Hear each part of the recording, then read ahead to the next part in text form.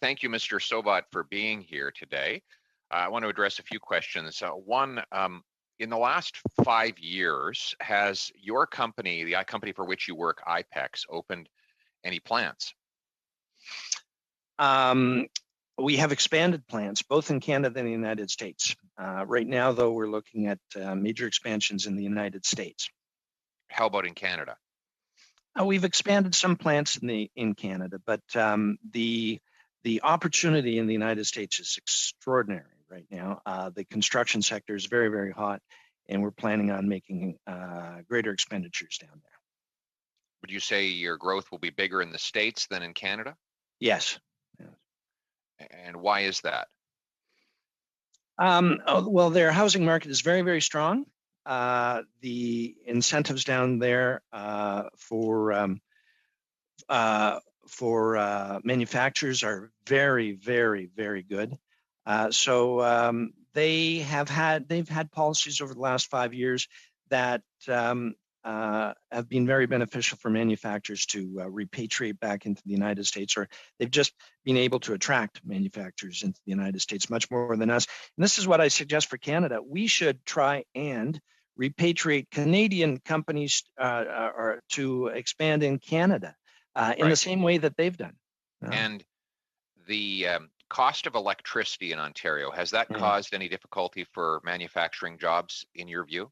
Absolutely. The cost of electricity in the United States is substantially lower, except for Quebec. Quebec electricity is extraordinary, and we have a number of plants in Quebec, and we take advantage of that. But for the most part, electricity prices in Canada are much, much higher than in the United States. Yeah. Well, if the Ontario government had any brains, it would have just bought Quebec electricity, which would have made more money for Quebecers and cost less for Ontarians. But instead, the previous Liberal government decided to pay price markups of thousands of percentage points in order to build windmills and solar panels that are worse for the environment than is hydroelectricity from Quebec. How would you have you noticed in Ontario the price difference for energy since the Green Energy Act was brought into place? Oh, extraordinary. Absolutely extraordinary. The Green Energy Act jacked up prices very significantly. We went from 8, 9, 10 cents per kilowatt hour to 21, 22. Some members of the Coalition of Concerned Manufacturers are paying 28 cents per kilowatt hour. So they've more than doubled or tripled. Or tripled. Yes. So this is a cautionary tale when government forces citizens to pay higher prices for electricity in order to subsidize the favored technologies of central planners. What ends up happening is you drive jobs and business out of the jurisdiction and into lower cost energy jurisdictions like the ones where your company is expanding the greatest. Is that a fair statement? Very fair statement. Canada has so many resources, it seems that we're our own worst enemies. We are restricting our market opportunities. We are putting in obstacles all over. Right. Well, this gatekeeper economy makes it harder to get things built. When you do get it built, you have to pay higher energy prices to subsidize trendy and well-lobbied for energy companies. And then if you can manage to run a profit after that, you pay higher taxes.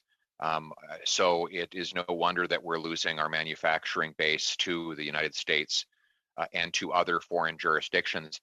Speaking of the United States, we don't have a lot of time, but just so I can summarize, under previous government, Stephen Harper was able to garner an exemption to Buy America.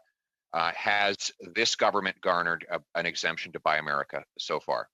Not yet, no. And Mr. Poilievre, I think you remember how active the government was in getting that exemption. You participated in some of that.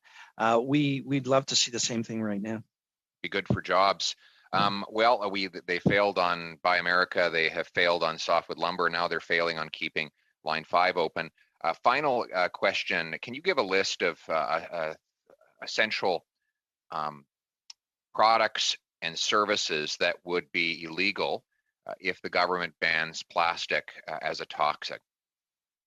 Well, the problem with banning or calling plastics toxic is that you'll have to label the products as they cross the border, and they all of a sudden will become a hazardous good. And there's no way that this needs to be done. The issue is litter. The issue is not toxicity. There's no scientific study that shows plastic is toxic. Thank Thank you so much.